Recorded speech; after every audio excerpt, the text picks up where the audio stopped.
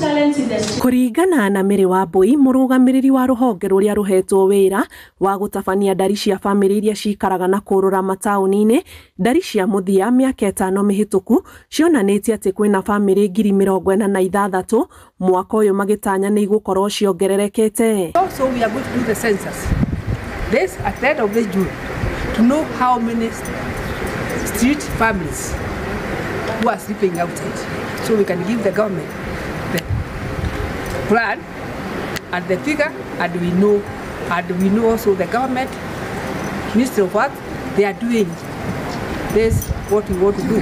Mwena wa Naivasha kuria mibango eno yareirwo anyitite mi makiuga mubango uyu ugukorwo gitafanio kaunti-ini ciothe 47 ukirongoreria gukurana muigana wao niguo kwarira mibango imegie. Last street family census was done in 2018 and we had a population across the country of 46,000.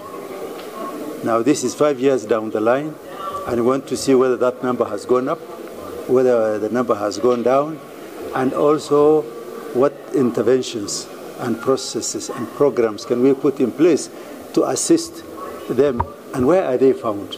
There are many places where they are found and our people are being prepared to do that. And najua watu wengi hawajui kama serikali inatoa pesa every year ya kuangalia hao watoto.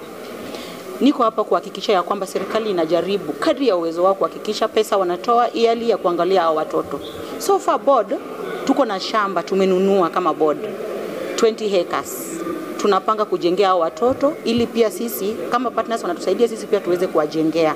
Wale ambao wamekuwa wakubwa wako colleges nao wanaweza ishi pale. Muigana wa family iria cikaraga matauni-ini uthigiriirio gukorwo wambatirite na gicunje kinene kuma haria matarirwo miaka 5 mihituku makiria kumana na mututhuko wa COVID-19.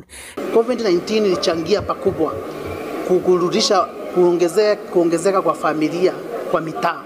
So moja ile ya kwanza ni economy, umaskini ile wakati umaskini umeongezeka, familia zinaongezeka. Wakati wa COVID pia, COVID ilichangia pakubwa sana kuongezeka kwa street, kwa familia kuongezeka kwa street. Giribotera Inooro TV, Jetago Anigige Wanyamo.